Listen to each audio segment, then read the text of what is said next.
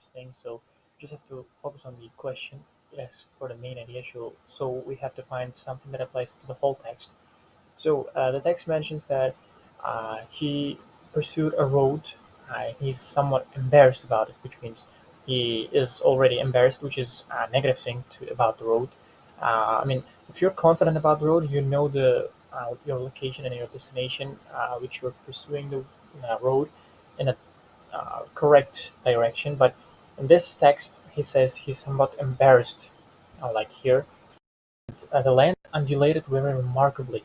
Uh, he says about the land being very unflow to lose a flow, and you don't have to know the meaning of this word, but you have to know this part. In my past, for the last hour, had roamed about and about so confusedly in its effort to keep in the valleys. So he says that road had roamed about and about so confusedly means his past kind of spiraled and got twisted. Like he was so confused about it, he doesn't know where he was going. He didn't know where he was going. So, and he mentions that I no longer knew in what direction lay the sweet village of B. It's kind of a destination, which I mentioned here. He also explains this where I had determined to stop for the night. It must be easy to make a prediction. Like, he's confused about the road he's going through and admits he lost his way. He's embarrassed.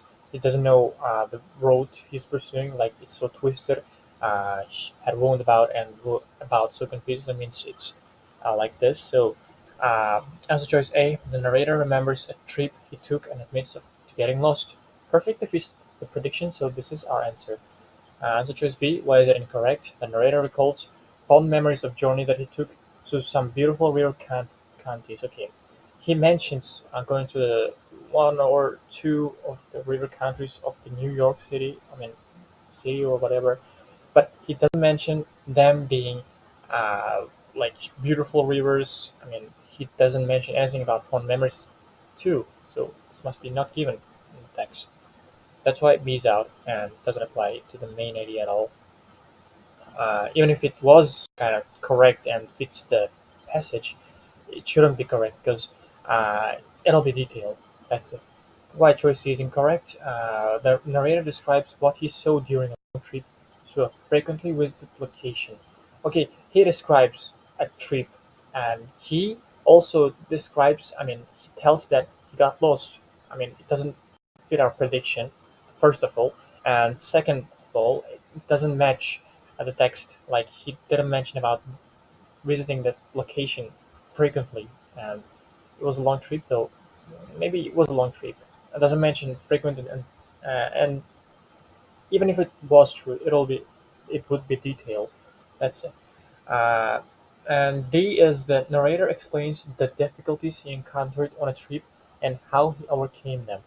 I mean, he kind of says that difficulties, yes, maybe, but overcame, no. He doesn't mention about anything about overcoming the situation. He didn't mention about getting to his destination.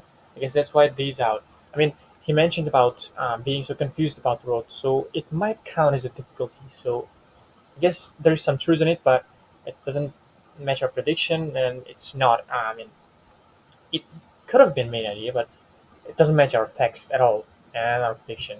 I always mention that prediction is the best part of the central ideas question and those inference questions, and of course vocabulary and context questions. That's it.